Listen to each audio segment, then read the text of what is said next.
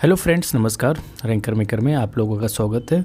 हम लोग एनसीईआरटी की बात कर रहे थे कि एनसीईआरटी 6 टू आपका 12th जो सीरीज़ चल रही है, जिसमें हम लोग क्लास 9th के एनसीईआरटी पे पहुंच गए। और क्लास 9th के एनसीईआरटी में हम उसकी जो पॉलिटी का सेक्शन है, मतलब राजनीति है, उसके बारे में रीड कर रहे हैं। सिविक्स इसको बोल सकते हैं। और इसमें चैप्टर नंबर हम लोग 5 पे आ गए हैं। 5 चैप्टर से हमारा लोकतांत्रिक अधिकार। तो आज हम डेमोक्रेटिक राइट्स की बात करेंगे। क्या होते हैं हमारे डेमोक्रेटिक राइट्स और किस टाइप से हमारा इनका संविधान में इनका उल्लेख है, कितने प्रकार के सारे चीज़ें। तो डेमोक्रेटिक लोकतांत्रिक राइट्स मतलब हम अपने अधिकारों की बात करेंगे, जिसमें मौलिक अधिकार हैं, है ना। इस टाइप से सारी चीज़ों को देखेंगे। तो चैनल पे अगर भी कोई नया है तो चैनल को लाइक कर ले, सब्सक्राइब करें, क्योंकि यहाँ पे आपको रैंकर मेकर पे यूपीएससी और यूपी पीसीएस या वनडे एग्जाम, कोई भी स्टेट पीसीएस का एग्जाम देने जा रहे हैं। एनसीईआरटी देखिए मोस्ट कंपलसरी, आप किसी भी कोचिंग में जाएंगे एनसीईआरटी आपको बोला जाता है बेसिक है, ये आंसर राइटिंग के लिए भी काम आती है। तो आप लोग इसको लाइक कर लें, सब्सक्राइब कर दें, अपने दोस्तों को शेयर कर दें। और क्योंकि यहाँ पे एनसीईआरटी के सारा आपको 1 to 6 तक मिलेगा। तो लोकतांत्रिक अधिकार की भूमिका की बात करते हैं। भूमिका की बात करें तो पिछले 2 अध्याय में हमने लोकतांत्रिक सरकार के 2 बुनियादी तत्वों की चर्चा की है। अध्याय में 3 अध्याय में हमने देखा कि किस तरह लोकतांत्रिक सरकार का निर्धारित अवधि में लोगों द्वारा स्वतंत्र और निष्पक्ष ढंग से चुना जाता है, वही 5 साल के लिए। अध्याय 4 में हमने जाना कि लोकतंत्र को कुछ ऐसी संस्थाओं के ऊपर निर्भर होना चाहिए जो निर्धारित जो कायदे कानून के मुताबिक काम करती है। ये तथ्य जरूरी हैं, पर लोकतंत्र के लिए इन्हीं 2 का होना पर्याप्त नहीं है। और चुनाव और संस्थाओं के साथ साथ अगर हम बात करें साथ साथ तीसरा तथ्य अधिकारों का उपयोग भी तो होना चाहिए कि हमारे अधिकार क्या हैं। इसकी मौजूदगी भी सरकार के लोकतांत्रिक चरित्र के लिए ज़रूरी है। बहुत सही ढंग से चुने हुए स्थापित संस्थाओं के माध्यम से काम करने वाले शासकों को भी यह ज़रूर जानना चाहिए कि उन्हें कुछ लक्ष्मण रेखाओं का उल्लंघन नहीं करना है। तो नागरिकों के लोकतांत्रिक अधिकार ही इन लक्ष्मण रेखाओं का निर्धारण करते हैं। तो इस पुस्तक के आखिरी अध्याय में हम इसी पर चर्चा करेंगे कि अधिकारों के बिना जीवन कैसा होगा। इसकी कल्पना करने के लिए हम वास्तविक जीवन की कुछ घटनाओं से बात शुरू करते हैं। इससे हम इस चर्चा पर पहुंचेंगे कि अधिकारों का क्या मतलब है और हमें इनकी ज़रूरत क्यों है। पिछले अध्यायों की तरह पहले सामान्य बातों और फिर भारत पर केंद्रित चर्चा हो गई। हम एक करके भारतीय संविधान में दर्ज मौलिक अधिकारों पर चर्चा करेंगे। फिर हम इस बात पर भी गौर करेंगे कि सामान्य आदमी इन अधिकारों का प्रयोग कैसे कर सकता है, उनकी रक्षा कौन करेगा और उनको लागू कौन करेगा। तो आखिर में हम देखेंगे कि लोकतंत्र का जो विस्तार है, इनमें से अधिकारों की कैसी भूमिका हो सकती है और हाल के वर्षों में हमारे मुल्क में उन्होंने क्या भूमिका निभाई है। तो पॉलिटी मतलब सिविक्स हम बोल सकते हैं। तो आपका ये जो पेपर नंबर की बात करेंगे 2 में आ जाएगा, जीएस पेपर 3 हो जाएगा और वैसे पेपर नंबर 2 आ जाएगा, ऐसे का हटा देंगे तो ठीक है। तो पेपर नंबर 2 के लिए मेंस के लिए भी हो जाता है। चलिए स्टार्ट करते हैं। अधिकारों के बिना जीवन कैसे रहता है। तो अधिकार तो देखो हर जगह आजकल हर तरीके के अधिकार होते हैं। तो इस किताब में हमने अधिकारों की चर्चा की बार की है। अगर आप याद करने की कोशिश करें तो हमें इससे पहले के सभी 4 अध्यायों में अधिकारों की बात की है। कि आप नीचे दिए गए खाली स्थानों को पुराने अध्यायों के अधिकार वाली चर्चा के आधार पर भर सकते हैं। मतलब इनसे क्या होता है कि आपके आंसर्स हो जाते हैं। ये जो दिए बगल से पहले हम लिखा है लोकतंत्र की परिभाषा हमें। भाई लोकतंत्र वही है जहाँ हर एक व्यक्ति का वोट डालने का अधिकार हो, अपने स्वतंत्र सरकार चुनने का अधिकार हो, लोकतंत्र कहलाते हैं। हमारे मतलब समझ रहे हैं ना, सब एकदम से जनता पर निर्भर हो। हमारे संविधान निर्माताओं का मानना था कि मौलिक अधिकार हमारे संविधान की आत्मा है। जैसे क्योंकि मौलिक अधिकार में कहीं ना कहीं जो FR फंडामेंटल राइट्स हम बोल सकते हैं, तो वो उनका प्रावधान है जिसमें लोग अपने संसद मनमाने तरीके से हमारे आम जनता का हनन नहीं कर सकती, जिसके लिए मौलिक अधिकारों का प्रावधान किया गया। वो उनके मतलब चीज़ें हैं कि उनको वो मांग कर सकती है, नहीं होगा तो सुप्रीम कोर्ट हाई कोर्ट जा सकती है। भारत के प्रत्येक व्यक्ति को और का अधिकार प्राप्त है, मतलब वोट डालने का 18 साल की उम्र में वोट डालने का अधिकार है। अगर कोई कानून संविधान के खिलाफ है तो हर नागरिक को उसके खिलाफ जाने का अधिकार है। सिंपल सा है, कानून खिलाफ है तो हम संविधान उस कानून के खिलाफ जा सकते हैं और इसके through supreme court high court जा सकते हैं। आइए 3 उदाहरणों से बात शुरू करें कि अधिकारों के बिना जीवन कैसा है। तो गुआंतानामो बे का जेल है, ये अमेरिकी फ़ौज ने दुनिया भर के विभिन्न स्थानों से 600 लोगों को चुपचाप पकड़ लिया। ध्यान देना, फिलहाल ये पॉइंट अपने लिए नहीं, बट एक स्टोरी को रिलेट करती है एनसीईआरटी हमेशा। इन लोगों को गुआंतानामो में स्थित एक जेल में डाल दिया गया। क्यूबा के निकट स्थित इस टापू पर अमेरिकी नौसेना का कब्जा था। अब ध्यान देना, जब मैप देखेंगे क्यूबा आ रहा है तो क्यूबा के टापू पर ही अमेरिकी नौसेना का ये कब्जा था। तो अमेरिका सरकार कहती है कि ये लोग अमेरिका के दुश्मन हैं और न्यूयॉर्क में हुए 2001 जिसको 11 का हमला बोलते हैं, 11/1 के हमले को इसका संबंध है। तो अनस के पिता जमील अल वना उन 600 लोगों में से एक हैं जिन्हें केवल संदेह के आधार पर पकड़कर जेल में डाल दिया गया। तो अधिकांश मामलों में गिरफ्तार लोगों के देश की सरकार को उनकी गिरफ्तारी और जेल में डालने की सूचना भी नहीं दी गई। अन्य कैदियों की तरह जमील के परिवार वालों को भी अखबार के माध्यम से ही खबर मिली कि उसे भी जेल में रखा गया। इन कैदियों के परिवार वालों ने मीडिया के लोगों और यहाँ तक कि संयुक्त राष्ट्र के प्रतिनिधियों को भी उनसे मिलने की इजाज़त नहीं दी जाती है। तो अमेरिकी सेना ने उन्हें गिरफ्तार किया, उनसे पूछताछ की और उसी ने फैसला किया कि किसे जेल में डालना है किसे नहीं। ना तो किसी भी जज के सामने मुकदमा चला और ना ही ये कैदी अपने देश की अदालतों का दरवाज़ा खटखटा सके। फिर एक अंतर्राष्ट्रीय जो मानवाधिकार संगठन होता है जिसको एमनेस्टी इंटरनेशनल बोलते हैं, एमनेस्टी इंटरनेशनल ने गुआंतानामो में के कैदियों की स्थिति के बारे में सूचना इकट्ठी की और बताया कि उनके साथ ज्यादती की जा रही है। उनके साथ अमेरिकी कानूनों के अनुसार भी व्यवहार नहीं किया जा रहा है। तो अनेक कैदियों ने भूख हड़ताल करके इन स्थितियों के खिलाफ विरोध करना चाहा, पर उनको ज़बरदस्ती खिलाया गया या नाक के रास्ते उनके पेट में भोजन पहुंचाया गया। जिन कैदियों को आधिकारिक रूप से निर्दोष करार दिया गया था उनको भी नहीं छोड़ा गया। संयुक्त राष्ट्र द्वारा कराई गई एक स्वतंत्र जांच से भी इन बातों की पुष्टि हुई। तो संयुक्त राष्ट्र संघ के जो महासचिव ने कहा कि गुआंतानामो को जेल को बंद कर देना चाहिए। तो अमेरिकी सरकार ने इन अपीलों को मानने से इनकार भी कर दिया। ठीक है, थोड़ा सा हम पीछे इनको देख लेते हैं क्या राइट थे। प्रिय श्री टोनी ब्लेयर लिखते हैं, सबसे पहले तो यही कि आप कैसे हैं। मैंने 2 साल पहले आपको पत्र लिखा था, आपने उसका जवाब क्यों नहीं दिया। मैं तो बहुत दिनों तक आपके जवाब का इंतज़ार करता रहा पर आपका जवाब आया नहीं। क्या आप मेहरबानी करके मेरे सवाल का जवाब देंगे कि मेरे पिता जेल में क्यों बंद हैं, वे दूर दराज के गुआंतानामो में क्यों रखे गए हैं। मुझे अपने पिता की कमी बहुत खलती है। मैंने अपने पिता की 3 वर्षों से नहीं देखा।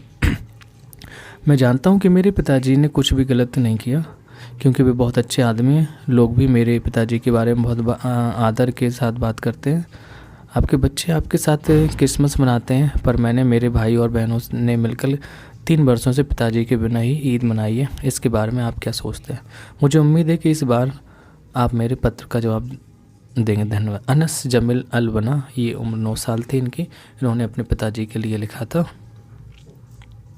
ठीक है, तो कहानी देखते हैं। हम सऊदी अरब में नागरिक के अधिकार की बात करेंगे। सऊदी अरब में जो नागरिकों के अधिकार हैं तो कैसे। गुआंतानामो बे का उदाहरण एक अफवाह जैसा है क्योंकि इनमें से एक देश की सरकार दूसरे देश के नागरिकों के अधिकार का उल्लंघन कर रही है। आइए अब सऊदी अरब का उदाहरण देखें। तो वहाँ की जो सरकार है अपने नागरिकों को कितनी आज़ादी देती है, इस पर गौर करें। ज़रा इन तथ्यों पर भी विचार भी करना है। देख लेंगे अमेरिका में क्या स्थिति है, सऊदी में क्या है। तो देश में एक वंश शासन चलता है वहाँ पे। तो हम समझ गए सऊदी अरब में वंशागत शासन चल रहा है, एक वंश का शासन चलता है और राजा या जो शाही चुनने या बदलने में लोगों की कोई भूमिका नहीं होती है। शाही विधायिका और कार्यपालिका के लोगों का चुनाव करते हैं। जजों की नियुक्ति भी वही शाही करते हैं और वे उनके फैसलों को पलट भी सकते हैं।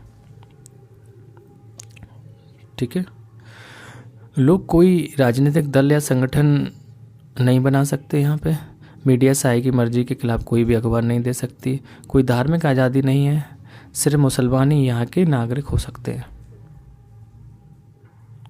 ठीक है, यहाँ रहने वाले दूसरे धर्मों के लोग घर के अंदर ही अपने धर्म के अनुसार पूजा पाठ कर सकते हैं। उनके सार्वजनिक धार्मिक अनुष्ठानों पर रोक है। औरतों को वैधानिक रूप से मर्दों से का दर्जा मिला हुआ और उन पर कोई तरह की सार्वजनिक पाबंदियां लगी हैं, कई तरह की सार्वजनिक पाबंदियां लगी हैं। और मर्दों को जल्दी से स्थानीय निकाय के चुनाव के लिए मताधिकार मिलने वाला है, जबकि औरतों को यह अधिकार नहीं मिलेगा। ये बातें सिर्फ सऊदी अरब पर ही लागू नहीं होती हैं, दुनिया में ऐसे अनेक देश हैं जहां ऐसी स्थितियां मौजूद हैं। हम कोसोवो में जातीय नरसंहार की बात करते हैं। आप यह सोच सकते हैं कि ये चीज़ें सिर्फ राजाशाही में ही चल सकती हैं और चुनी हुई सरकार वाली शासन व्यवस्था में ऐसा नहीं होगा। पर कोसोवो की इस कथा पर गौर कीजिए। कोसोवो पुराने यूगोस्लाविया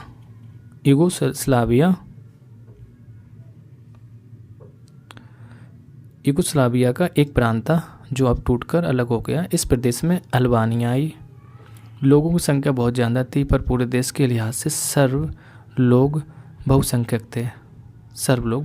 थे।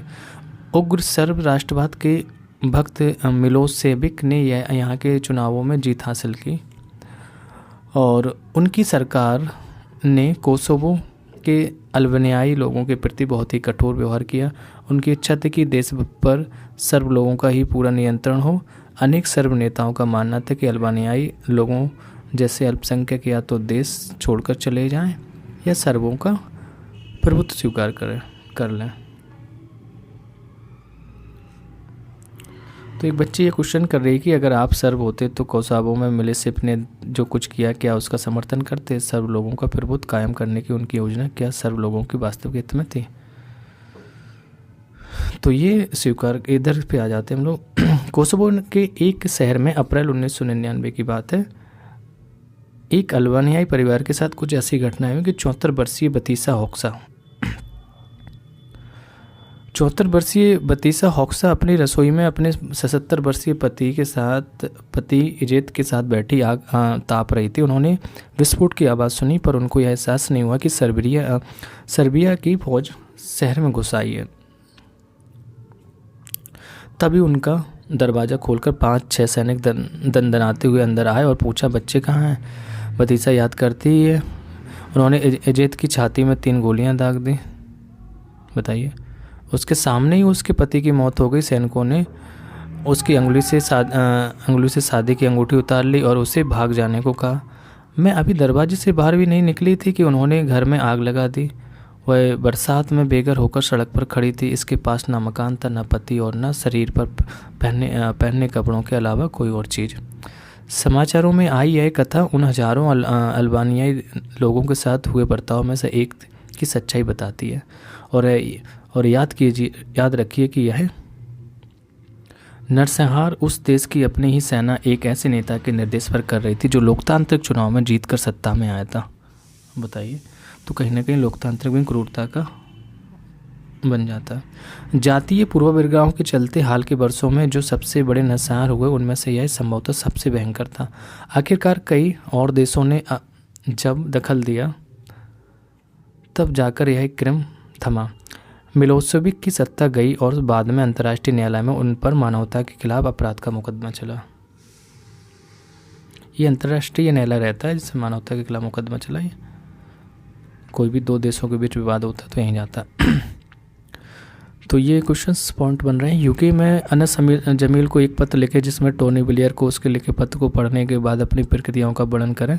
कोसोवो के बत्सिया की तरफ से एक महिला को पत्र लिखे जिनसे भारत में इसी तरह की स्थिति का सामना किया था। सऊदी अरब की महिलाओं की तरफ से संयुक्त राष्ट्र महासचिव के नाम पर एक हम ज्ञापन लिख सकते हैं। नेक्स्ट के अधिकार विहीन जीवन के इन तीनों मामलों से मिलते जुलते उदाहरण भारत से भी उदाहरण दे सकते हैं। पुलिस हिरासत में हिंसा की अखबारी खबरें मिलती हैं कि पुलिस ने ऐसे फालतू में लोगों को हिरासत में लिया। दूसरा पॉइंट है भूख हड़ताल पर जाने वाले कैदियों को जबरदस्ती खाना खिलाने की अखबारी रिपोर्ट। हमारे देश के किसी हिस्से में जातीय हिंसा, मणिपुर जैसे या कहीं भी। महिलाओं के साथ गैर बराबरी वाले व्यवहार की खबरें भी हो सकती हैं। फिर इन मामलों पर भारतीय मामलों के बीच समानता और अंतरों की सूची बनाएं।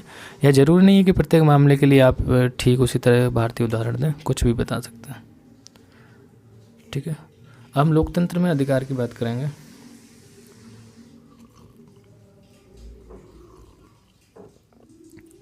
तो लोकतंत्र में अधिकार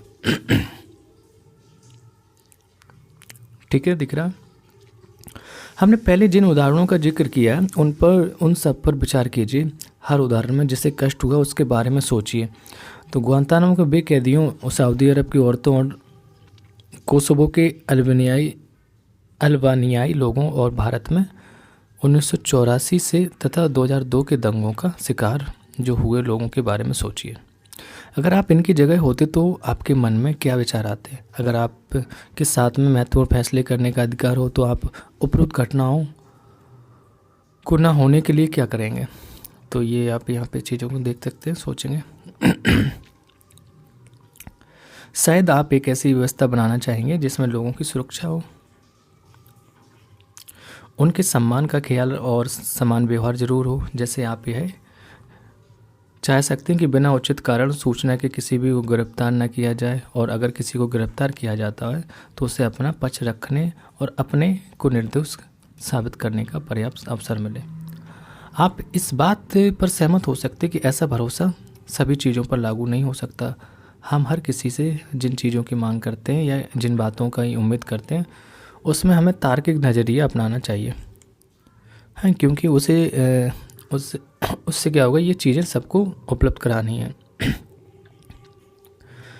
पर आप इस बात पर जोर दे सकते हैं कि आश्वासन सिर्फ कागजों में ही ना रहे, उन पर अमल भी हो, है ना। जो लोग ऐसा ना करें उनको सज़ा भी मिले। दूसरे शब्दों में कहें तो आप एक ऐसी व्यवस्था बनाना चाहेंगे जहां हर किसी को कुछ न्यूनतम बातों की गारंटी होगी। अमीर हो या गरीब, ताकतवर या कमज़ोर, बहुसंख्यक या अल्पसंख्यक, हर किसी को इन न्यूनतम चीज़ों की गारंटी होगी।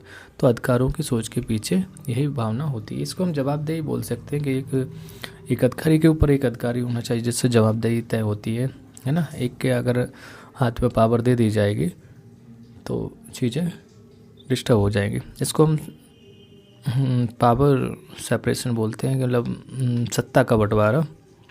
तो इस टाइप से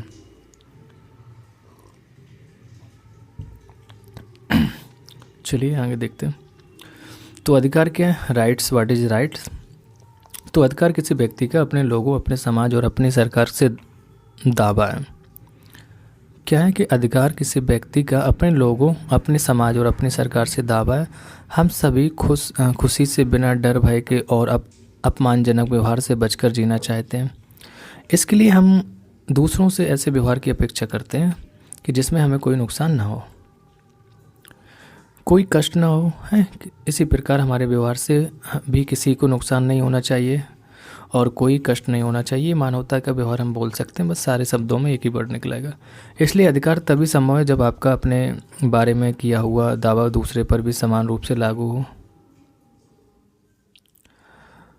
ठीक है। और आप ऐसे अधिकार नहीं रख सकते जो दूसरों को कष्ट दें या नुकसान पहुंचाएं, ठीक है। आप इस तरह क्रिकेट खेलने के अधिकार का दावा नहीं कर सकते। पड़ोसी की खिड़की के शीशे टूट जाएं और आपके अधिकार को कुछ ना हो, है ना। तो यूगोस्लाविया के जो सर्ब लोग पूरे देश पर सिर्फ अपना दावा नहीं कर सकते, हम ये भी बोल सकते हैं। सो हम जो दावे करते हैं वे तार्किक भी होने चाहिए, वे ऐसे होने चाहिए कि हर किसी को समान मात्रा में उन्हें दे पाना संभव हो। तो इस प्रकार हमें कोई भी अधिकार इस बाध्यता के साथ मिलता है कि हम दूसरों के अधिकारों का आदर करें। हम कुछ दावे कर दें सिर्फ इतने भर से यह हमारा अधिकार नहीं हो जाता। इसे उस पूरे समाज से भी स्वीकृति मिलनी चाहिए जिसमें हम रहते हैं। हर समाज अपने आचरण को व्यवस्थित करने के लिए कुछ कायदे कानून बनाता है। ये कायदे कानून हमें बताते हैं कि क्या यही सही है और क्या गलत है। समाज जिस चीज़ को सही मानता है सबके अधिकार लायक मानना, और वही हमारे भी अधिकार होते हैं। इसलिए हम समय और स्थान के हिसाब से भी अधिकारों की अवधारणा भी बदलती रहती है ना। हर चीज़ हर जगह लागू नहीं। 200 साल पहले अगर हम बात करेंगे तो अगर कोई कहता है कि औरतों को भी वोट देने का अधिकार होना चाहिए तो उसे अजीब माना जाता। आज सऊदी अरब में उनको वोट का अधिकार ना होना ही अजीब लगता है ना, क्योंकि अब तो सारी चीज़ें हैं, फ्रीडम है, सबका राइट्स है। जब समाज में मान्य कायदों को लिखित पढ़त में ला दिया जाता है तो उनको असली ताकत मिल जाती है। इसके बिना भी प्राकृतिक या नैतिक अधिकार ही रह जाते हैं। तो गुआंतानामो के बे कैदियों को अपने दमन का विरोध करने का, उसे गलत बताने का सिर्फ नैतिक अधिकार है, पर वे इसके भरोसे किसी ऐसे व्यक्ति या संस्था के पास नहीं जा सकते जो उन्हें लागू करा दे। जब कानून कुछ दावों को मान्यता देता है तो उनको लागू किया जा सकता है। फिर हमें उन्हें लागू करने की मांग कर सकते हैं कि कानून जो बन गया लागू करिए। अगर अन्य नागरिक या जो सरकार है इन अधिकारों का आदर नहीं करते तो उनका उल्लंघन करते हैं, तो हम इसे अपने अधिकारों का हनन कहते हैं। ऐसी स्थिति में कोई भी नागरिक अदालत का दरवाज़ा खटखटा सकता है। जैसे हमारे कॉन्स्टिट्यूशन में लिखा है आर्टिकल 32 और 226 में सुप्रीम कोर्ट और हाई कोर्ट हम लोग जा सकते हैं। तो अपने अधिकारों के लिए हम अदालत का दरवाज़ा तक खटखटा सकते हैं, तो अपने अधिकारों की रक्षा की मांग कर सकते हैं। इसलिए हम अगर किसी दावे के अधिकार कहते हैं तो उसमें ये 3 बुनियादी चीज़ें होनी चाहिए। क्या अधिकार लोगों के तार्किक हों, दावे हों मतलब सही हो, इन्हें समाज में से स्वीकृति और अदालतों द्वारा मान्यता मिली होनी चाहिए। ठीक है, तो लोकतंत्र में अधिकारों की क्या ज़रूरत है?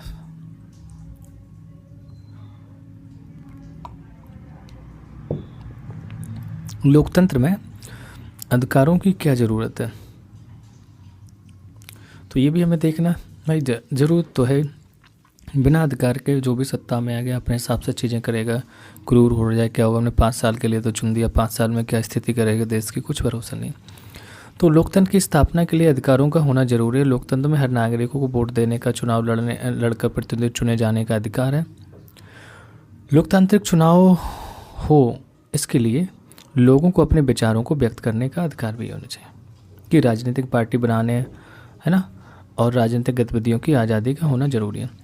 लोकतंत्र में अधिकारों की एक खास भूमिका भी है। अधिकार बहुसंख्यकों के दमन से अल्पसंख्यकों की रक्षा करते हैं। ये इस बात की व्यवस्था करते हैं कि बहुसंख्यक किसी लोकतांत्रिक व्यवस्था में मनमानी न करें। अधिकार स्थितियों के बिगड़ने पर एक तरह की गारंटी जैसे हैं। अगर कुछ नागरिकों दूसरों के अधिकारों को हड़पना चाहे तो स्थिति बिगड़ सकती है।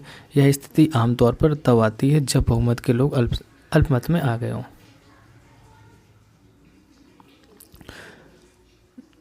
जब बहुमत के लोग अल्पमत में आ गए हों, लोगों पर प्रभुत्व कायम करना चाहते हैं। ऐसी स्थिति में सरकार को नागरिकों के अधिकारों की रक्षा करनी चाहिए।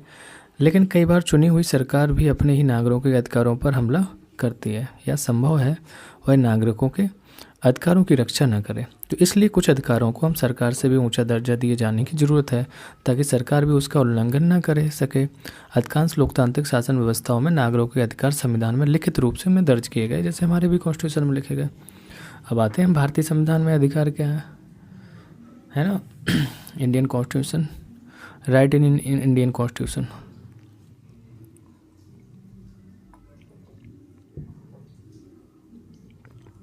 चलिए देखते हैं। तो विश्व के अधिकांश दूसरे लोकतंत्रों की तरह भारत में भी ये अधिकार संविधान में दर्ज है। हमारे जीवन के लिए बुनियादी रूप से जरूरी अधिकारों के को विशेष दर्जा दिया गया है। इन्हें मौलिक अधिकार कहा गया। तो अध्याय 3 में हमने अपने संविधान की प्रस्तावना पढ़ी है, और यह सभी नागरिकों को किसका क्या क्या राइट देता है, समानता का देता है, स्वतंत्रता का देता है और न्याय दिलाने की बात कहता है। मौलिक अधिकार इन वायदों को व्यवहारिक रूप देते हैं। ये अधिकार भारत के संविधान की एक महत्वपूर्ण बुनियादी विशेषता भी है। ठीक है, आप जानते हैं कि हमारा संविधान 6 मौलिक अधिकारों की बात करता है, अधिकार प्रदान करता है। स्टार्टिंग में इसमें 7 थे, तो जो संपत्ति के अधिकार उसको हटा दिया गया, अब 6 बचे। तो क्या आप इन्हें बता सकते हैं एक आम नागरिक के लिए इन अधिकारों का ठीक ठीक क्या मतलब होता है? आइए एक एक करके इन पर नज़र डालते हैं। तो 6 को हम लोग पढ़ते हैं। पहला हमारा आता है समानता का अधिकार, इक्वलिटीज, राइट टू इक्वलिटी। ठीक है, तो राइट टू इक्वलिटीज़ के बारे में हम लोग देखेंगे। फिर कि हमारा संविधान कहता है कि सरकार भारत में किसी व्यक्ति को कानून के सामने समानता या कानून से संरक्षण के मामले में समानता के अधिकार से वंचित नहीं कर सकती है। समझे? तो समानता का अधिकार क्या था हमारा, कि कानून के सामने समानता और कानून से संरक्षण के मामले में समानता के अधिकार से वंचित नहीं कर सकते। ये कॉन्स्टिट्यूशन में भी लिखा है।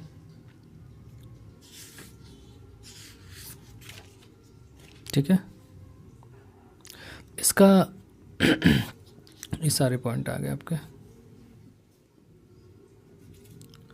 इसका मतलब यह हुआ कि किसी व्यक्ति का दर्जा या पद चाहे जो सब पर कानून समान रूप से लागू होता है।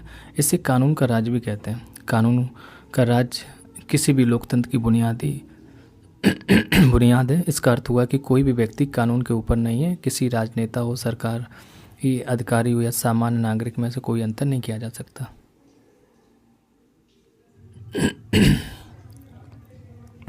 तो प्रधानमंत्री हो या आपका जो दूर दराज के गांव का कोई खेतियार मजदूर, सब पर एक ही कानून लागू होता है।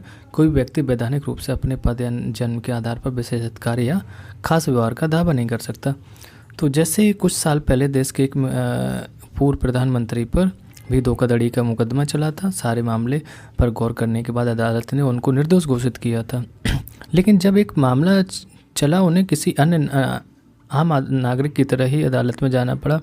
अपने पक्ष में सबूत देने के पड़े, कागजात दाखिल करने पड़े। तो इस बुनियादी स्थिति को संविधान ने समानता के अधिकार के कुछ निहितार्थों को स्पष्ट करके और साफ किया। तो सरकार किसी से भी उसके धर्म, जाति या समुदाय या लिंग या जन्म स्थान के आधार पर भेदभाव नहीं कर सकती। दुकान, होटल और सिनेमा घरों जैसे सार्वजनिक स्थल में किसी के प्रवेश को रोका नहीं जा सकता। तो इसी प्रकार सार्वजनिक कुएं हो गए, गांव में जो होते हैं तालाब हैं, और जो स्नान घाट हैं, सड़क है, खेल के मैदान हो गए, सार्वजनिक भवनों के इस्तेमाल से भी किसी को वंचित नहीं किया जा सकता। ये चीज़ें ऊपर से बहुत सरल लगती हैं, पर जाति व्यवस्था वाले हमारे समाज में कुछ समुदायों के लोगों का सार्वजनिक सुविधाओं का इस्तेमाल करने से रोका जाता है। सरकारी नौकरियों पर भी यही सिद्धांत लागू होता है। सरकार में किसी पद पर नियुक्ति या रोजगार के मामले में सभी नागरिकों के लिए अवसर की समानता है। तो उपरोक्त आधारों पर किसी भी नागरिक को रोजगार के आयोग नहीं करार दिया जा सकता है, उसके साथ भेदभाव नहीं किया जा सकता। पिछले अध्याय में आपने पढ़ा कि भारत सरकार ने नौकरियों में अनुसूचित जाति, अनुसूचित जनजाति और अन्य पिछड़ी जातियों के लिए आरक्षण की व्यवस्था की है। अनेक सरकारें विभिन्न योजनाओं के तहत कुछ नौकरियों में स्त्री, गरीब, शारीरिक रूप से विकलांग लोगों को प्राथमिकता देती है। अब देखा होगा कि EWS भी आ गया, श्रवण कोटा जिसको कहते हैं 10% का, है ना, सुदामा कोटा कह दो। अच्छा, तो गरीबों के लिए है ना, बहुत गरीब है, तो उनकी देखो कि मेरिट बहुत डाउन रहती है। तो कहीं ना कहीं ऐसे प्रावधान किए जाते हैं। विकलांग लोगों को प्राथमिकता दी जाती है। आप सोच सकते हैं कि आरक्षण की इस तरह की व्यवस्था समानता के अधिकार के खिलाफ है, पर असल में ऐसा नहीं है।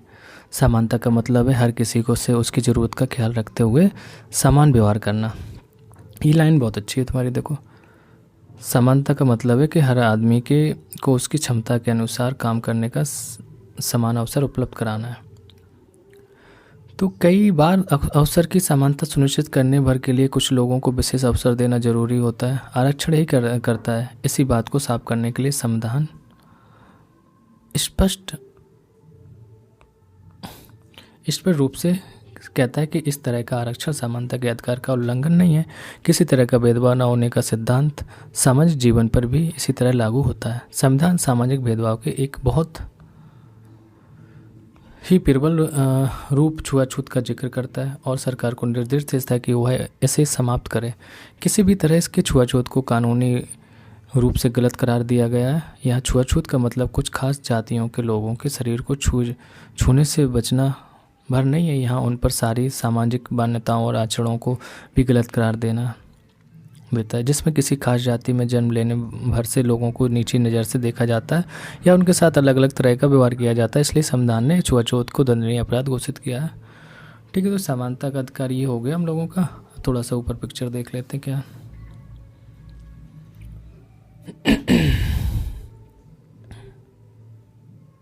ये देखो मौलिक अधिकार जो दिए गए हैं उसको आप देख सकते हैं।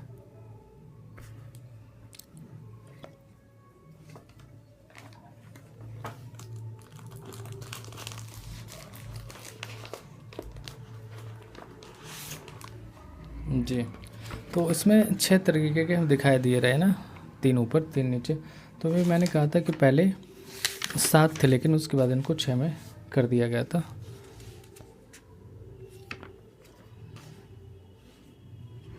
ठीक है,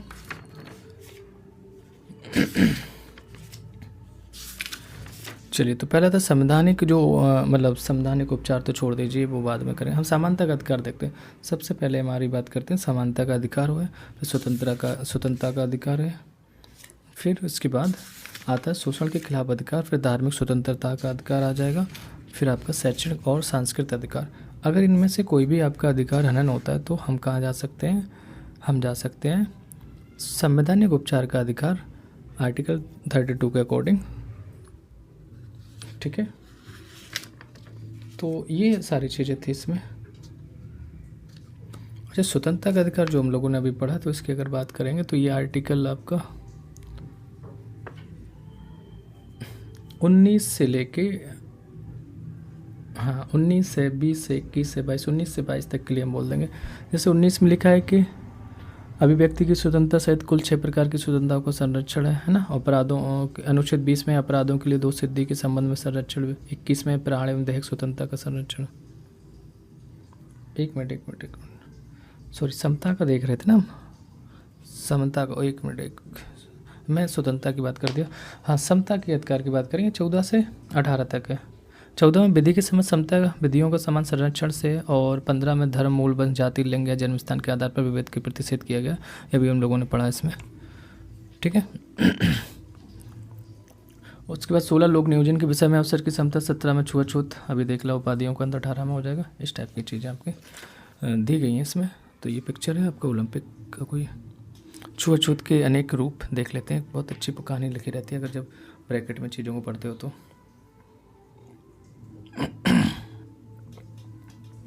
जिसमें लिखा है कि 1999 की बात है, प्रसिद्ध पत्रकार पी साईनाथ ने दलितों या अनुसूचित जाति के लोगों के खिलाफ अभी तक बरकरार छुआछूत के व्यवहार पर अंग्रेजी अखबार हिंदू में एक लेखामाला लिखी थी, और विदेश के अनेक स्थानों पर गए और पाया कि अनेक स्थानों पर चाय की दुकानों पर 2 तरह के कप रखे जाते हैं, एक दलितों के लिए, दूसरा बाकी लोगों के लिए। हजाम दलितों के बाल नहीं काटते, दाढ़ी नहीं बनाते, दलित छात्रों को कक्षा में अलग बैठना होता और अलग रखे घड़े से पानी पीना होता। दलित दूल्हों को बारात में घोड़ी पर नहीं चढ़ने दिया जाता। दलितों को सार्वजनिक हैंडपंप से पानी नहीं लेने दिया जाता है, उनके पानी भर लेने के बाद हैंडपंप को धो दिया जाता था। ये सभी काम छुआछूत की परिभाषा के दायरे में आते हैं। क्या आप अपने इलाके से कुछ ऐसे ही उदाहरण सोच सकते हैं? तो ये एक टाइप से हम लोग सोच सकते हैं कितनी गलत चीज़ें थीं ये छुआछूत को। इंसानियत नाम की चीज़ें नहीं थी। किसी भी स्कूल के खेल मैदान या किसी स्टेडियम में जाकर 400 मीटर दौड़ वाली पट्टी को गौर से देखिए। वहाँ बाहरी लेन में दौड़ने वाले खिलाड़ी को अंदर वाली लेन के खिलाड़ियों से आगे के स्थान से दौड़ शुरू करने में क्यों दिया जाता है? शुरू करने से क्यों दिया जाता है? लाइन्स को बहुत गौर से समझना बहुत इंपॉर्टेंट है। कह रहा है कि वहाँ बाहरी लेन में दौड़ने वाले खिलाड़ी को अंदर वाली लेन के खिलाड़ी से आगे के स्थान से दौड़ शुरू करने से क्यों दिया जाता है? अगर सभी दौड़ने वाले एक ही लाइन पर से दौड़ प्रारंभ करें तो क्या होगा? इन दोनों स्थितियों में कौन सी स्थिति दौड़ के मुकाबले को समान बनाती है? नौकरी में प्रतियोगिता के मामले में भी इसी चीज़ को लागू है। किसी भी बड़ी सार्वजनिक इमारत को गौर से देखिए, क्या वहाँ विकलांगों के आने जाने के लिए अलग से विशेष व्यवस्था है? विकलांग लोग उस जगह का उपयोग किसी भी अन्य व्यक्ति की तरह ही कर सकें, क्या इसका कोई और विशेष इंतजाम वहाँ है? ज़्यादा खर्च होने पर भी क्या ये विशेष इंतजाम किए जाने चाहिए? क्या ये विशेष इंतजाम समानता के सिद्धांत का उल्लंघन करते हैं? हम अब बात करेंगे स्वतंत्रता का अधिकार। जिसमें स्वतंत्रता के अधिकार की बात करेंगे तो ये आर्टिकल आपका 19 से लेके 22 तक के लिए बात करें हम। एक्चुअली जिसको रीड करा रहे हैं तो सोच रहे साथ में आपका आर्टिकल का भी नाम लेते रहें, बीच में उसमें लिखे नहीं हैं। हाँ, जितना होगा मुझसे मैं कराता रहूँगा।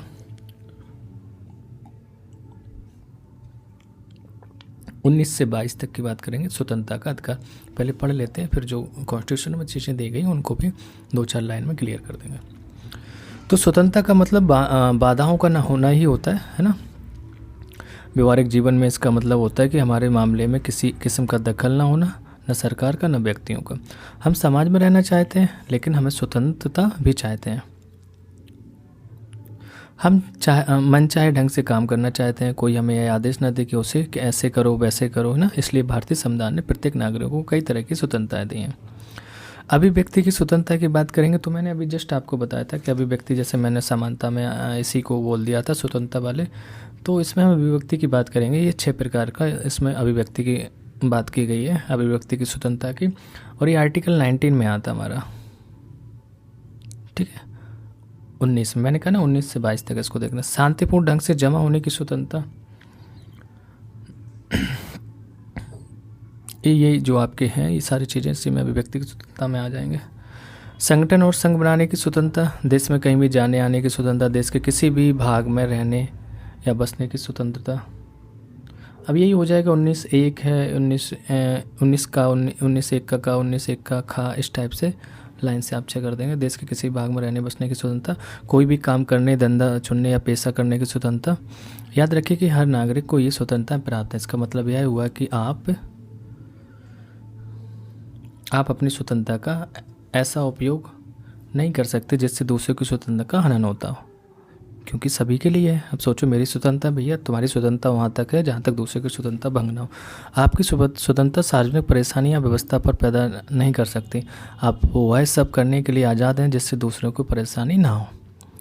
तो स्वतंत्रता का मतलब असीमित मनमानी करने का लाइसेंस पर लेना नहीं है। इसी कारण समाज के व्यापक हितों को देखते हुए सरकार हमारी स्वतंत्रताओं पर कुछ किस्म की पाबंदियां लगा सकती है। अभिव्यक्ति की स्वतंत्रता की बात करते हैं तो अभी अभिव्यक्ति की स्वतंत्रता पढ़ी थी हमने उसमें। तो हमारे लोकतंत्र की एक बुनियादी विशेषता है कि अभिव्यक्ति की आज़ादी में बोलने, लिखने या कला के विभिन्न रूपों में स्वयं को व्यक्त करना शामिल है। दूसरे से स्वतंत्र ढंग से विचार विमर्श और संवाद करने, ये हमारे विचारों और व्यक्तिगत का विकास होता है। आपकी राय दूसरों से अलग हो सकती है। संभव कि कई सौ लोग एक ही तरह से सोचते हो, तब भी आपको अलग राय रखने और व्यक्त करने की आज़ादी हो। आप सरकार की किसी नीति से या किसी संगठन की गतिविधियों से असहमति रख सकते हैं। अपने माँ बाप, दोस्तों या रिश्तेदार से भी बातचीत करते हुए आप सरकार की किसी नीति या किसी संगठन की गतिविधियों की आलोचना कर सकते हैं। करने को स्वतंत्र है ना। तो आप अपने विचारों को पर्चा छापकर या अखबारों में, पत्रिकाओं में लिख कर भी व्यक्त कर सकते हैं। आप यह काम चित्र बनाकर, कविता और गीत लिखकर भी कर सकते हैं। पर आप इस स्वतंत्रता का उपयोग करके किसी व्यक्ति या समुदाय के खिलाफ हिंसा नहीं भड़का सकते, है ना। हिंसा नहीं भड़का सकते हैं। आप इस स्वतंत्रता का उपयोग करके लोगों को सरकार के खिलाफ बगावत के लिए नहीं उकसा सकते हैं। आप किसी के खिलाफ झूठी बातें कहने या उसकी प्रतिष्ठा गिराने वाली बातें प्रचारित करने में स्वतंत्रता का इस्तेमाल नहीं कर सकते हैं, ठीक है। तो नागरिकों को किसी मुद्दे पर जमा होने या बैठक करने या प्रदर्शन करने या जुलूस निकालने, तो इनकी बात करते हैं। अगर हम इस टाइप की कुछ चीज़ें कर रहे हैं, हम नागरिक हैं तो प्रदर्शन कर रहे हैं, जुलूस निकाल रहे हैं, तो हमारे जो आर्टिकल है 19 का खा में आ जाएगा। आर्टिकल 19(1) का खा, मैंने कहा था ना, जो भी चीज़ें आपको थोड़ा बताते रहे। 19(1) खा में आर्टिकल में आता है। यह सब किसी समस्या पर चर्चा करने, विचारों का आदान प्रदान करने, किसी उद्देश्य के लिए जनमत तैयार करने या किसी चुनाव में किसी उम्मीदवार या पार्टी के लिए वोट मांगने के लिए कर सकते हैं। पर ऐसी बैठकें शांतिपूर्वक होनी चाहिए। इससे सार्वजनिक व्यवस्था या समाज में अशांति ना फैलनी चाहिए। इन बैठकों और गतिविधियों में भाग लेने वालों को अपने पास हथियार नहीं रखने चाहिए। नागरिकों को संगठन बनाने की भी स्वतंत्रता है। जैसे किसी कारखाने के मजदूर अपने हितों की रक्षा के लिए मजदूर संघ बना सकते हैं। किसी शहर के कुछ लोग भ्रष्टाचार या प्रदूषण के खिलाफ अभियान चलाने के लिए संगठन बना सकते हैं। किसी भी नागरिक को देश के किसी भी हिस्से में जाने की स्वतंत्रता है। तो हम बोल सकते हैं इसको भ्रमण करने के लिए। तो जो अभी हमने देखा कि लोग संघ बना सकते हैं, चाहे भी कहीं भी, ये जो मजदूर संघ या कुछ, तो ये आर्टिकल 19 का 1 का के बाद खा हो गया था ना, गा आ जाएगा, ठीक है। अब भारत के हम किसी भी राज्य में स्वतंत्रता पूर्वक इधर उधर घूम रहे हैं तो का, खा, गा के बाद आ जाएगा घा। 19(1) का घा में आ जाएगा किसी देश के किसी भी हिस्से में जाने की स्वतंत्रता, ठीक है। भारत के राज्य में स्वतंत्रता, हम आबाद संचरण कर सकते हैं, घूम फिर सकते हैं। हम भारत के किसी भी हिस्से में रह और बस सकते हैं। जैसे असम का कोई व्यक्ति हैदराबाद में व्यवसाय करना चाहता हो, संभव है कि उसने इस व्यवहार को देखा भी ना हो, या यहाँ उसका कोई संपर्क हो या फिर भी भारत का नागरिक होने के कारण उसे ऐसा करने का अधिकार है। तो इसी अधिकार के चलते लाखों लोग गांव से निकलकर शहरों में और देश के गरीब इलाकों से निकलकर समृद्ध इलाकों में आकर काम करते हैं, बच जाते हैं। पेशा चुनने के मामले में भी ऐसी ही स्वतंत्रता प्राप्त है। आपको कोई भी ये आदेश नहीं दे सकता कि आप सिर्फ यह काम करें या वो है। महिलाओं से यही नहीं कहा जा सकता कि फला काम उनके लिए नहीं है। पिछड़ी और कमज़ोर जातियों के लोगों से नहीं कहा जा सकता कि वे अपने परंपराओं में पेशे से में ही रहें। ये हमारी मांगें पूरी करो। तो एक संघ बना के लोग मांगों के लिए संघ कर सकते। तो मैंने अभी जैसे बताया था कि आर्टिकल 19(1) का गा में ये आ जाएगा। ये कोई एक महिला है, नेता है क्या गलत और संकीर्ण विचारों का प्रचार करने वालों को भी अभिव्यक्ति की स्वतंत्रता मिलनी चाहिए? क्या उन्हें लोगों की भ्रमित करने की अनुमति नहीं? ये सारी चीज़ें नहीं। ठीक है, तो ये यहाँ हो गया था। चलिए हमारी मांगें पूरी करते हैं। संविधान कहता है कि किसी भी व्यक्ति को उसके जीने के अधिकार और निजी स्वतंत्रता से वंचित नहीं किया जा सकता। अब हमारे पास जीने की स्वतंत्रता है और इससे क्या है, निजी से मतलब किसी को जीने के अधिकार और निजी स्वतंत्रता से वंचित नहीं किया जा सकता।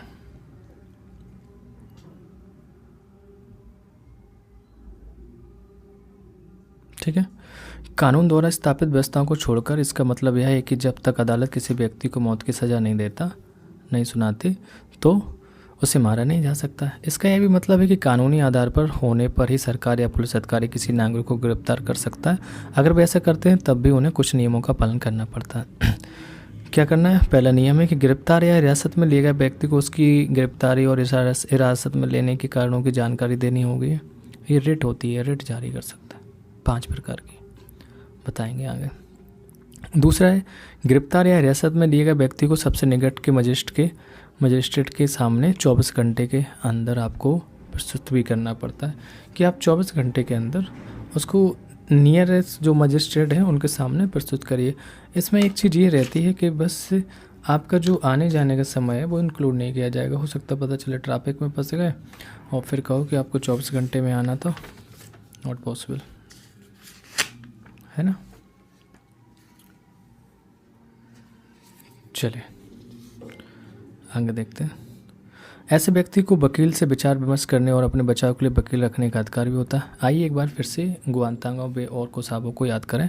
इन दोनों ही मामलों में शिकार लोगों को सभी स्वतंत्रता में सबसे बुनियादी 2 चीज़ें जीवन रक्षा और निजी स्वतंत्रता से वंचित रखा गया था।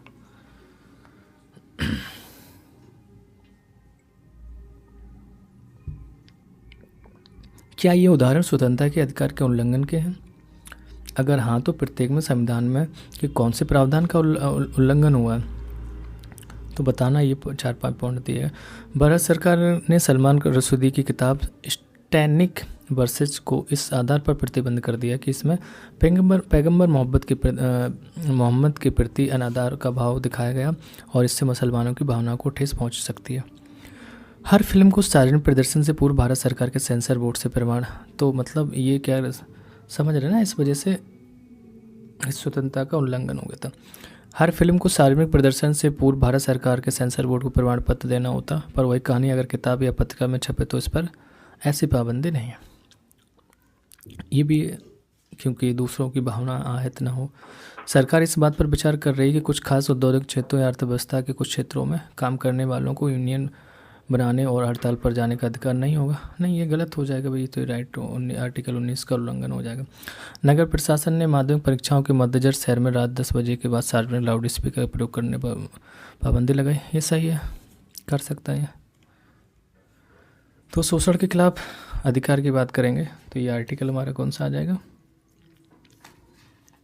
हम लोग 19 से 22 तक देखा था, है ना।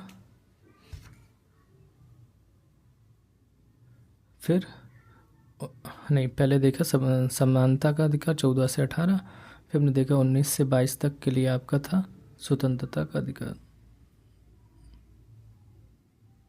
जी, अब हम शोषण के विरुद्ध अधिकार की बात करेंगे। शोषण किस टाइप से क्या चीज़ है?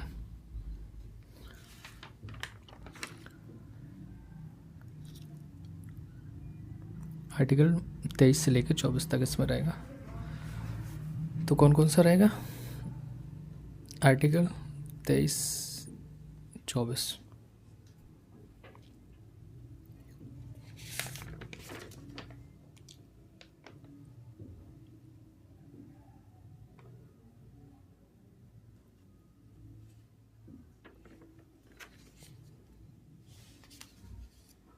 चलिए,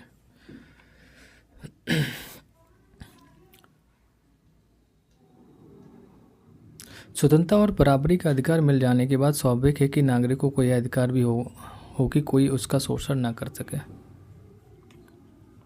भाई स्वतंत्रता मिल गई हमें, और समानता मिल गई, अब शोषण भी तो नहीं होना चाहिए। तो हमारे संविधान निर्माताओं ने इस संविधान के लिखित रूप से दर्ज करने का फैसला किया ताकि कमजोर वर्गों को शोषण ना हो। देख रहे कितने दूरदर्शी थे हमारे। संविधान ने खास तौर से 3 बुराइयों का जिक्र किया और इन्हें गैरकानूनी घोषित किया। पहला कि संविधान मनुष्य जाति मतलब अवैध व्यापार का निषेध करता है, कि मतलब ह्यूमन ट्रैफिकिंग नहीं होनी चाहिए, है ना, मनुष्यों का व्यापार नहीं होना चाहिए।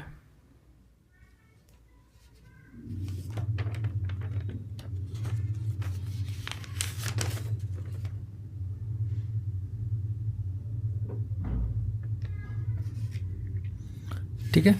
और फिर लिखा आमतौर पर ऐसे धंधे का शिकार महिलाएं होती हैं, खासकर महिलाओं को भी बेचा जाता है, तो ये सारी चीज़ें नहीं होनी चाहिए।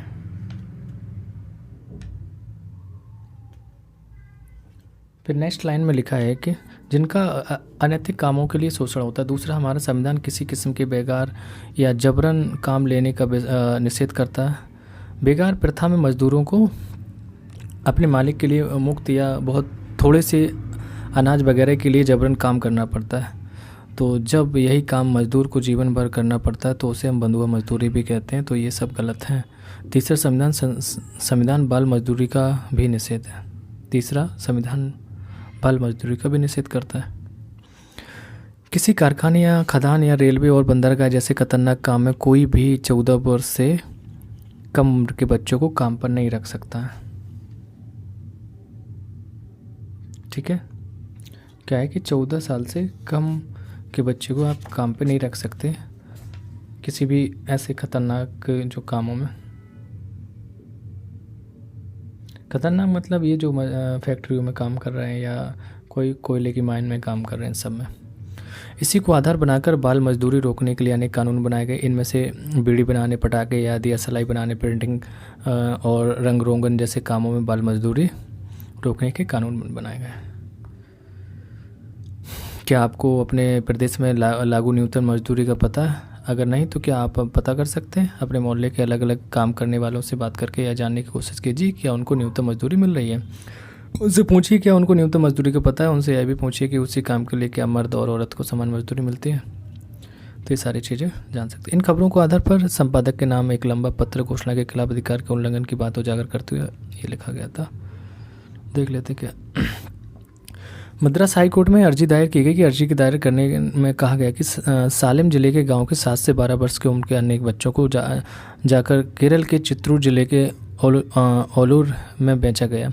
वे आवेदनकर्ता ने आंदोलन में मांग की कि वह सरकार को इस मामले से जुड़े तथ्यों की जांच कराने का आदेश दें। ये 25 मार्च की बात है। कर्नाटक के होमपेट, मांडूर और इकाल इलाके में लोहे एक्स खदानों में 5 वर्ष और उससे अधिक उम्र के बच्चों से काम कराया जा रहा था। बच्चों से खुदाई, एक्स तोड़ने, लादने, गिराने, ढुलाई या कटाई का काम किया जा रहा था। उनको ना तो सुरक्षा के उपकरण दिए जाते थे और ना तय मजदूरी और ना ही उनके काम का समय तय था। वे बहुत ही जहरीले कचरे को ढोते थे और खदान की धूल जो मानक स्तर से काफ़ी अधिक है भी उसके आँख, नाक, कान में जाती रहती है। इस इलाके में स्कूल की पढ़ाई के बीच छोड़ने की दर काफ़ी ऊंची थी। फिर क्या हुआ? राष्ट्रीय नमूने सर्वेक्षण संगठन के नवीनतम वार्षिक सर्वेक्षण में पाया गया कि ग्रामीण और शहरी दोनों क्षेत्रों में लड़कियों से काम कराने का कम बढ़ता जा रहा है और अब ज़्यादा बच्चियों से काम कराया जा रहा है। इस सर्वेक्षण में यह बात सामने आई कि पहले जहां प्रति 1000 कामगारों में बच्चियों की संख्या 34 थी, वह 41 हो गई। लड़कों की संख्या का अनुपात 31 बना हुआ है। ये अप्रैल की बात है। चलिए धार्मिक स्वतंत्रता की बात करते हैं। धार्मिक स्वतंत्रता, तो अभी हम लोग स्वतंत्रता की ही अपनी बात चल रही है। तो इसमें स्वतंत्रता के अधिकार में धार्मिक स्वतंत्रता का अधिकार भी शामिल है। जैसे हम लोगों ने जो स्वतंत्रता की बात कर रहे थे उसी से में एक आ जाता है हमारा धार्मिक स्वतंत्रता की बात आ जाती है ना। तो धार्मिक स्वतंत्रता जो आर्टिकल हमारे 25 से लेके कहाँ तक है? 25 से 28 तक है।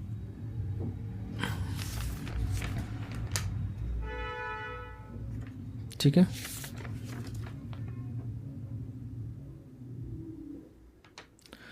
चलिए स्टार्ट करते हैं। तो स्वतंत्रता के अधिकार में धार्मिक स्वतंत्रता का अधिकार भी शामिल है और इस मामले में भी हमारे संविधान निर्माता खासतौर से चौकस थे।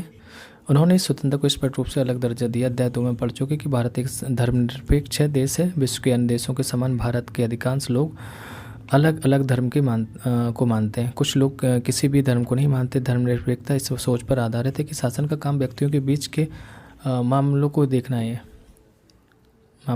है। व्यक्ति और ईश्वर के बीच से मामलों को नहीं। तो धर्मनिरपेक्ष शासन वह है जहाँ किसी भी धर्म को आधिकारिक धर्म की मान्यता नहीं होती। भारतीय धर्मनिरपेक्षता में सभी धर्मों के प्रति समान समभाव रखना शामिल है। तो धर्म के मामले में शासन को सभी धर्मों से उदासीन और निरपेक्ष होना चाहिए। हर किसी को अपना धर्म मानने, उस पर आचरण करने और उसका प्रचार करने का अधिकार है। तो ये बात अगर हम करते हैं किस आर्टिकल में, तो मैंने कहा 25 से लेकर आपके 28 से। तो 25 में अंतःकरण की और धर्म के आबाद रूप से मानने, आचरण और प्रचार करने की स्वतंत्रता है। आर्टिकल हमारे 25 में है बात की गई। ठीक है, जो लाइन आएंगे उनको हम बताते रहेंगे। प्रचार करने का अधिकार का मतलब किसी को जहाँ से देकर फरेक करके या लालच देकर उसे धर्म परिवर्तन कराना नहीं है। निसंदेह व्यक्ति को अपनी इच्छा से धर्म परिवर्तन करने की आज़ादी है। अपना धर्म मानने और उसके अनुसार आचरण का यही अर्थ भी नहीं है कि व्यक्ति अपने मन के अनुसार जो चाहे सो करे। ऐसा भी नहीं है। मतलब अनुसार जो चाहे जैसे करे। कैसे? मतलब जैसे कोई आदमी देवता या कथित अदृश्य शक्तियों को संतुष्ट करने के लिए नर बलि या ये पशु बलि नहीं दे सकता है। ठीक है। औरतों को कमतर मानने और औरतों की आज़ादी का हनन करने वाले धार्मिक रीति रिवाजों पर आचरण करने की अनुमति नहीं होगी। समझ रहे हैं? ये सारे हमारे अधिकार हैं। जैसे कोई ज़बरदस्ती किसी विधवा का मुंडन नहीं करा सकता है या उसे सिर्फ सफ़ेद कपड़े पहनने के लिए मजबूर नहीं कर सकता। तो धर्मनिरपेक्ष शासन का मतलब किसी एक धर्म का पक्ष लेना या उसे विशेष अधिकार देना भी नहीं है। न ही ऐसा शासन किसी व्यक्ति को उसकी धार्मिक मान्यताओं के कारण सजा दे सकता है या उसके साथ भेदभाव कर सकता है। तो इसी प्रकार सरकार किसी धर्म या धार्मिक संस्था को बढ़ावा देने या उसके रख रखाव के लिए कर देने के लिए किसी व्यक्ति को मजबूर नहीं कर सकती है। तो सरकारी शैक्षिक संस्थाओं में किसी किस्म का धार्मिक निर्देश नहीं होना चाहिए भाई, क्योंकि सरकारी तो वहाँ पर धार्मिक निर्देश नहीं होगा, उसमें तो हर धर्म के लोग हो सकते हैं। अगर किसी शैक्षिक संस्थान का संचालन कोई निजी संस्था करती तो वहाँ के किसी भी व्यक्ति को प्रार्थना में हिस्सा लेने या किसी धार्मिक निर्देश का पालन करने के लिए मजबूर नहीं किया जा सकता। क्लियर? चलिए आगे देखते हैं।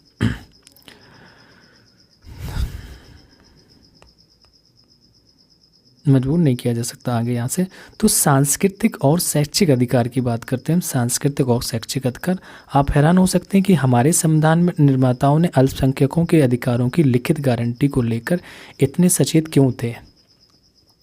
क्योंकि बहुसंख्यकों के लिए कोई गारंटी क्यों नहीं है? तो इसका सीधा सा कारण है कि लोकतंत्र की कार्यपद्धति अपने आप बहुसंख्यकों को ज़्यादा ताकत देती है। अल्पसंख्यकों को ही भाषा, संस्कृति और धर्म के विशेष संरक्षण की जरूरत होती है, अन्यथा वे बहुसंख्यकों की भाषा, धर्म और संस्कृति के प्रभाव में पिछड़ते चले जाएंगे। जैसे हमने श्रीलंका का, ब्राज़ील का आपका एग्जाम्पल बताया था, है ना। इसी के चलते संविधान अल्पसंख्यकों के सांस्कृतिक और शैक्षिक अधिकारों को स्पष्ट करता है। ठीक है। तो नागरिकों में विशिष्ट भाषा या संस्कृति वाले किसी भी समूह को अपनी भाषा और संस्कृति को बचाने का अधिकार है। कौन से अधिकार है? तो नागरिकों को अपनी संस्कृति और भाषा को बचाने के अधिकार है, कोई भी विशिष्ट भाषा हो। दूसरा था कि किसी भी सरकारी अनुदान पाने वाले शैक्षिक संस्थाओं में किसी नागरिक को धर्म या भाषा के आधार पर दाखिला देने से नहीं रोका जा सकता है। तीसरा पॉइंट है हमारा कि सभी अल्पसंख्यकों को अपनी पसंद का शैक्षिक संस्थान स्थापित करने और चलाने का भी अधिकार है। ठीक है। नेक्स्ट, तो यहाँ अल्पसंख्यक का अर्थ राष्ट्रीय स्तर पर धार्मिक अल्पसंख्यक वर्ग नहीं है। किसी स्थान पर एक खास भाषा बोलने वालों का बहुमत होगा, वहाँ अलग भाषा बोलने वाले अल्पसंख्यक कहलाएंगे। समझ रहे हैं ना? अभी यहाँ पे कुछ लोग रह रहे हैं तो ये भाषा हिंदी बोलते हैं और यहाँ पे इतने लोग इंग्लिश बोलते हैं, तो यहाँ पे जो हिंदी वाले ना अल्पसंख्यक होगा, इसी टाइप से होते हैं। जैसे आंध्र प्रदेश में तेलुगु बोलने वालों का बहुमत है, पर कर्नाटक में अल्पसंख्यक है। पंजाब में सिख बहुसंख्यक है, पर राजस्थान, हरियाणा और दिल्ली में भी अल्पसंख्यक है। ठीक है, तो हमें ये अधिकार कैसे मिल सकते हैं? चलिए देखते हैं, हम लोग अपने अधिकार लेते हैं। यद्यपि अधिकार गारंटी की तरह हैं, तब भी ये हमारे किसी काम के नहीं है। अगर इन गारंटियों का को मानने और लागू करने वाला ना हो तो कैसे हमें अधिकार मिलेंगे? तो संविधान में दिए गए मौलिक अधिकार महत्वपूर्ण हैं, इसलिए इन्हें लागू किया जा सकता है। हमें उपयुक्त अधिकारों को लागू कराने की मांग करने का अधिकार है। हमारे पास उन्हें लागू कराने के उपाय हैं, जैसे संवैधानिक उपचार। संवैधानिक उपचार बताया था आपको। चलिए, संवैधानिक उपचार का अधिकार है ना, तो ये हो जाएगा। कहा जाता है कि यह भी एक मौलिक अधिकार है। अगर हम संवैधानिक उपचार चाहते हैं तो ये हमारे लिए कैसा एक मौलिक अधिकार है। ठीक है,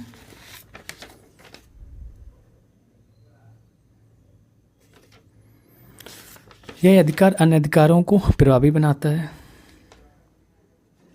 क्या करता है? ये अधिकार अन्य अधिकारों को भी प्रभावी बनाता है। संभव है कि कई बार हमारे अधिकारों का उल्लंघन कोई और नागरिक या कोई संस्था के या फिर स्वयं सरकार ही कर रही हो, पर जब इनमें से हमारे किसी भी अधिकार का उल्लंघन हो रहा हो तो हम अदालत के जरिए उसे रोक सकते हैं। इस समस्या का निदान पा सकते हैं। कैसे? कि अगर मौलिक अधिकारों का मामला हो तो हम सीधे सर्वोच्च न्यायालय या किसी राज्य के उच्च न्यायालय, तो मैंने बताया था कि आर्टिकल 226 और आर्टिकल 32 के तहत हम सुप्रीम कोर्ट और हाई कोर्ट जा सकते हैं, है ना। संवैधानिक उपचार के अधिकार को हमारे संविधान की आत्मा और हृदय कहा गया। क्या कहा गया? आत्मा और हृदय कहा गया।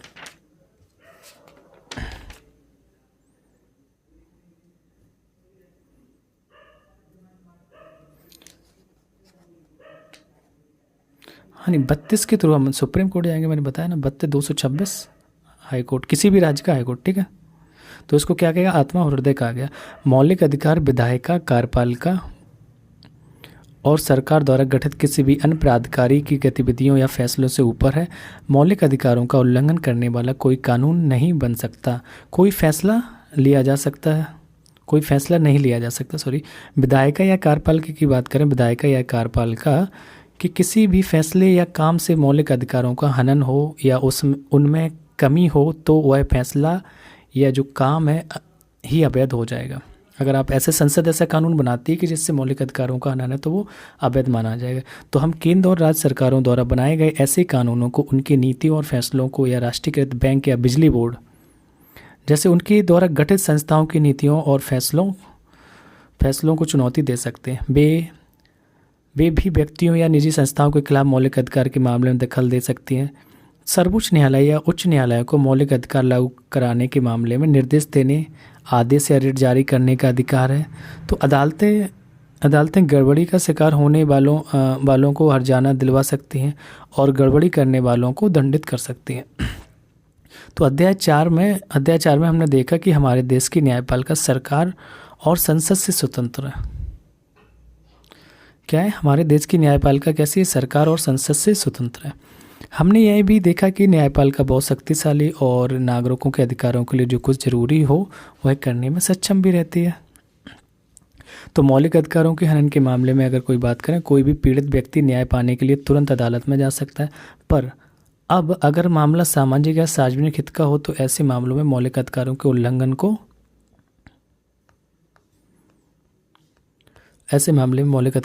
को लेकर कोई भी व्यक्ति अदालत जा सकता है। ऐसे मामलों को जनहित याचिका के माध्यम से भी उठाया जा सकता है। इसमें कोई भी व्यक्ति या समूह सरकार के किसी कानून या काम के खिलाफ सार्वजनिक हितों की रक्षा के लिए सर्वोच्च न्यायालय या किसी उच्च न्यायालय में जा सकता है। तो ऐसे मामले जज के नाम या पोस्ट कार्ड पर लिखी अर्जी के माध्यम से भी उठाए जा सकते हैं। अगर न्यायाधीशों को लगे कि सचमुच इस मामले में सार्वजनिक हितों पर चोट पहुंच रही है तो वे मामले को विचार के लिए स्वीकार कर सकते हैं। ठीक है, ये राष्ट्रीय मानवाधिकार के बारे में था, इसको भी बता देते हैं।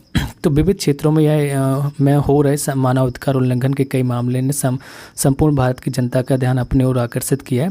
इन मामलों को गंभीरता से नहीं लेने और उनके दोषियों को नहीं पकड़ पाने के लिए मानवाधिकार संगठन तथा संचार माध्यम अक्सर सरकारी एजेंसियों की आलोचना करते हैं।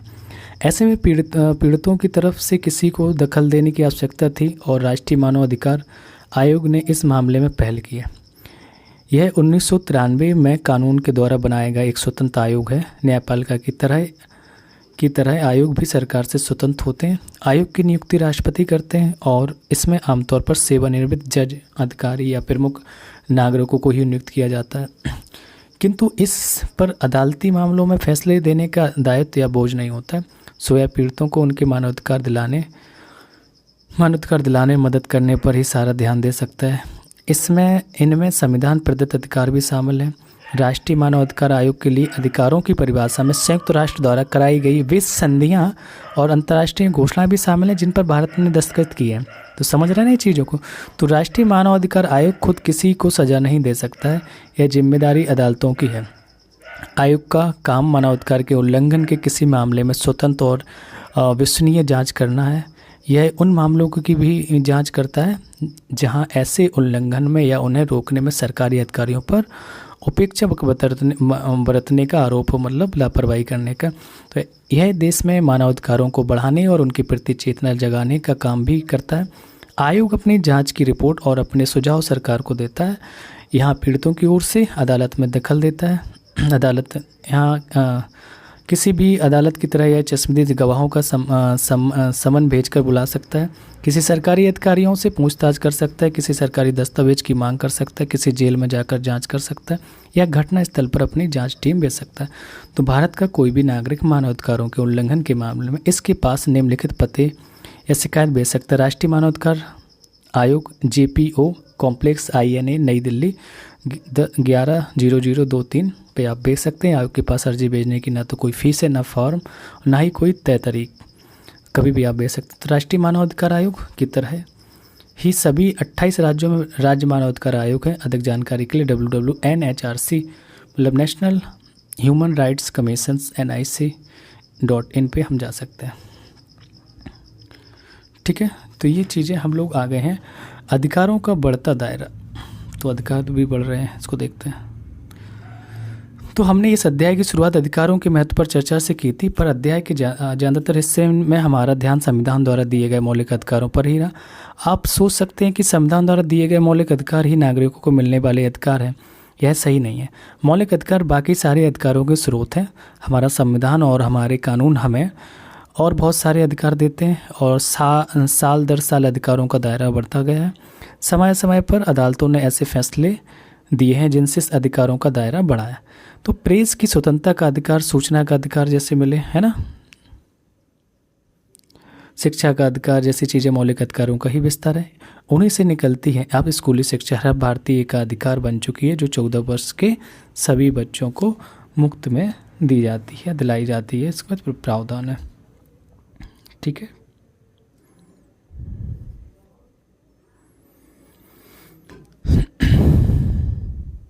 चलिए,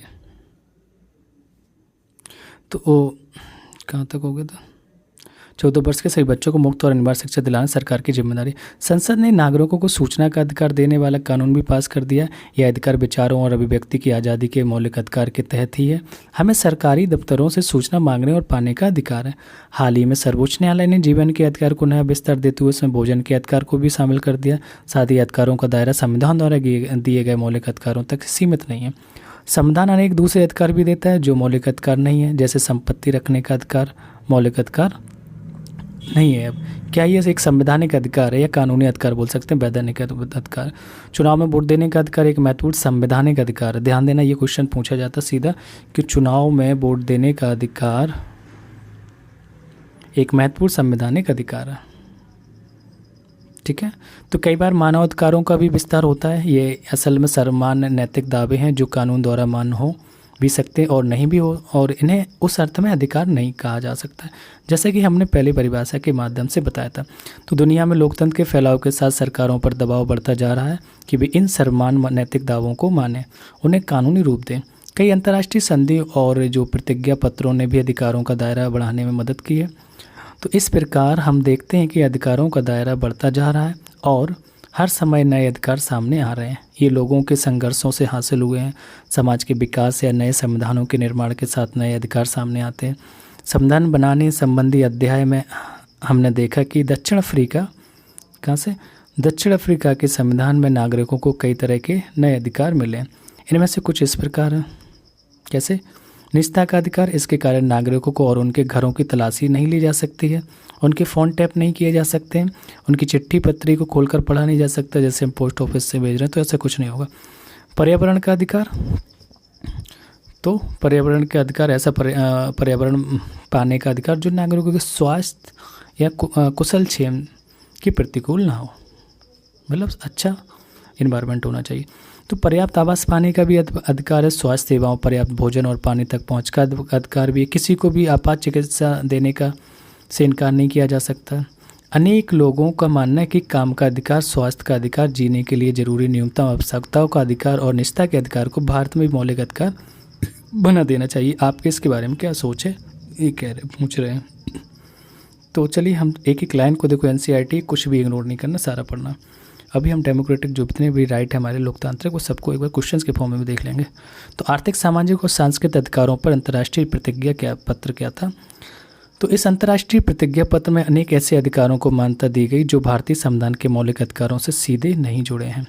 इनसे अभी अंतर्राष्ट्रीय संधि का रूप नहीं लिया है, लेकिन दुनिया भर के मानवाधिकार कार्यकर्ता इसे एक मानक मानवाधिकार के रूप में देखते हैं। इनमें शामिल है काम करने का अधिकार, हर किसी को काम करने, अपनी जीविका का उपार्जन करने का अवसर है। काम करने की सुरक्षित और स्वास्थ्यप्रद माहौल का अधिकार तथा मजदूरों और उनके परिवार के लिए सम्मानजनक जीवन स्तर लायक उचित मजदूरी का अधिकार भी है। तीसरे नंबर का पॉइंट है हमारा, अच्छा टिक करते रहें, क्या टिक करना होता है? समुचित जीवन स्तर जीने के अधिकार में पर्याप्त भोजन, कपड़ा और मकान का अधिकार शामिल है। सामाजिक जो सुरक्षा और बीमा का अधिकार है। स्वास्थ्य का अधिकार, बीमारी के समय इलाज, प्रजनन काल में महिलाओं का खास ख्याल और महामारियों से रोकथाम। शिक्षा का अधिकार, मुक्त एवं अनिवार्य प्राथमिक शिक्षा, उच्चतर शिक्षा तक समान पहुँच। ठीक है, अब हम लोग जो वर्ड आए थे कुछ उनको देख लेते। प्रतिज्ञा पत्र का मतलब होता है नियमों और सिद्धांतों को कायम रखने का व्यक्ति समूह या देशों का वायदा। ऐसे बयान या संधि पर दस्तखत करने वाले पर इसके पालन की कानूनी बाध्यता होती है। दावा का मतलब सभी नागरिकों, समाज या सरकार से किसी नागरिक द्वारा कानूनी या नैतिक अधिकारों की मांग करना। दलित का मतलब ऐसी जाति में जन्मा व्यक्ति जिससे दूसरी जातियों के व्यक्ति छूने लायक नहीं मानते थे। दलितों के लिए अनुसूचित जाति, कमजोर वर्ग जैसे शब्दों का प्रयोग किया गया। जाति समूह की बात करें कि मानव जाति का ऐसा समूह जिसमें लोग आपस में एक मूल या सम्यक वंश के हों। एक जातीय समूह के लोग सांस्कृतिक आचरणों, धार्मिक विश्वासों और ऐतिहासिक स्मृतियों के जरिए जुड़े होते हैं। सम्मान की बात करें, समन, हाँ, अदालत द्वारा जारी एक आदेश जिसमें किसी व्यक्ति को अदालत के सामने पेश होने के लिए कहा जाता है, उसको समन बोलते हैं। अवैध व्यापार का मतलब अनैतिक कामों के लिए स्त्री, पुरुष या बच्चों की खरीद बिक्री करना। रिट मतलब उच्च न्यायालय या सर्वोच्च न्यायालय द्वारा सरकार को जारी किया गया एक औपचारिक लिखित आदेश होता है रिट। एमनेस्टी इंटरनेशनल का मतलब मानवाधिकारों के लिए काम करने वाले कार्यकर्ताओं का एक अंतर्राष्ट्रीय संगठन या ये संगठन दुनिया भर में मानवाधिकारों के उल्लंघन पर स्वतंत्र रिपोर्ट जारी करता है। तो ये सारी चीज़ें हम लोगों की फिनिश होती हैं। अब हम लोग क्वेश्चन की बात करते हैं, जो प्रश्नावली दी गई है उसको सॉल्व कर लेते हैं। ठीक है, पहला क्वेश्चन, इनमें से कौन मौलिक अधिकारों को उपयोग का कारण नहीं है? तो नहीं पे ध्यान देना, कौन सा नहीं, तो का वाला नहीं। कि बिहार के मजदूर का पंजाब के खेतों में काम करने वाला, ऐसा नहीं है। बकाया आपके सारे सही थे। ईसाई मिशनों द्वारा मिशनरी स्कूल की श्रृंखला चलाना सही है। सरकारी नौकरी में औरत और मर्द को समान वेतन मिलना सही है। बच्चों द्वारा माँ बाप की संपत्ति विरासत में पाना, ये भी सही है। चलिए दूसरा आते हैं। दूसरा क्वेश्चन है कि इनमें से कौन सी स्वतंत्रता भारतीय नागरिकों को नहीं है? तो भारतीय नागरिकों को कौन सी स्वतंत्रता नहीं है, ये देखना में ध्यान देना। नहीं है पूछा है, तो एक जो होगा आपका वो नहीं है। का वाला सरकार की आलोचना करना तो नहीं है, है ना। बट ये तीनों है हमारे पास, तो ये तीनों सही है हमारे। सशस्त्र विद्रोह में भाग लेने की स्वतंत्रता, देखो क्वेश्चन समझो पहले, इनमें से कौन सी स्वतंत्रता भारतीय नागरिकों को नहीं है? सशस्त्र विद्रोह में भाग लेने की स्वतंत्रता, तो ये तीनों नहीं, केवल एक ही, सरकार की आलोचना करना तो हमारे पास स्वतंत्रता है, पहला वाला, ठीक है। तो पहला मतलब सही हो जाएगा, 3 के सशस्त्र विद्रोह में भाग लेने की स्वतंत्रता, सरकार बदलने के लिए आंदोलन शुरू करने की स्वतंत्रता नहीं, संविधान के केंद्रीय मूल्यों का विरोध करने की स्वतंत्रता, ये सब, ये तीनों गलत है। क्वेश्चन देखो घुमा दिया ना उसे नहीं को लगा के, ठीक है, बड़े केयरफुली देखना इसको। क्वेश्चन नंबर 3, भारतीय संविधान इनमें से कौन सा अधिकार देता है? तो तीसरे की बताना कौन सा अधिकार देता है? अपनी संस्कृति की रक्षा का अधिकार तुम्हें भारतीय संस्कृति देती है, या भारतीय संविधान देता है। क्वेश्चन नंबर 4, उस मौलिक अधिकार का नाम बताइए जिसके तहत निम्नलिखित स्वतंत्रताएं आती हैं। तो ये जो स्वतंत्रताएं आती हैं उस मौलिक अधिकारों का नाम बताना है। अपने धर्म का प्रचार करने की स्वतंत्रता है, जीवन का अधिकार है, छुआछूत की समाप्ति का अधिकार है, बेकार का प्रतिबंध, तो चारों ही सही है यहाँ पे। तो ये भी ध्यान देना कि कभी कभी सारे ही सही हो जाएंगे, तो चारों पॉइंट सही हैं, ठीक है। क्वेश्चन नंबर 5 देखते हैं। 5 में लिखा है, लोकतंत्र और अधिकारों के बीच संबंधों के बारे में इनमें से कौन से बयान ज़्यादा उचित हैं? अपनी पसंद के पक्ष में कारण भी बताना है। तो अगर हम चलो पहले क्या लेते हैं, हर लोकतांत्रिक देश अपने नागरिकों को अधिकार देता है। क्या वे अपने नागरिकों को अधिकार देने वाला प्रत्येक देश चाहे लोकतांत्रिक ना हो, किंतु लोकतंत्र के लिए यह आवश्यक कि वह अपने नागरिकों को अधिकार प्रदान करे। हम इस वजह से बोल सकते हैं ये सही है। क्वेश्चन नंबर 6 देखते हैं, 6 में क्या लिखा है। 6 में लिखा है, स्वतंत्रता के अधिकार पर ये पाबंदियाँ क्या उचित हैं? अपने जवाब के पक्ष में कारण भी बताना। तो पाबंदियाँ जैसे कहा है कि भारतीय नागरिकों को सुरक्षा कारणों से कुछ सीमावर्ती इलाकों में जाने के लिए अनुमति लेनी पड़ती है, कि नागरिकों के जान माल की रक्षा के लिए उचित हम बोल सकते हैं, हम इस वजह से परमिशन लेते हैं। दूसरा है कि स्थानीय लोगों के हितों की रक्षा के लिए कुछ इलाकों में बाहरी लोगों को संपत्ति खरीदने की अनुमति नहीं है, तो ये अनुचित बोल सकते हैं, क्योंकि ये हम देख सकते हैं कि स्थानीय लोगों के हितों की रक्षा के लिए इलाकों में बाहरी लोगों की संपत्ति खरीदने की अनुमति नहीं दे सकते। गाय के शासक दल को अपने अगले चुनाव में नुकसान पहुंचा सकने वाली किताब पर सरकार प्रतिबंध लगा सकती है। अनुचित है, क्योंकि ऐसा हो सकता है, जैसे हम लोग कोई मूवी आती है उसको रोक देते हैं रिलीज होने से, या किसी कंट्रोवर्सी में चीज़ें आ जाती हैं, है ना।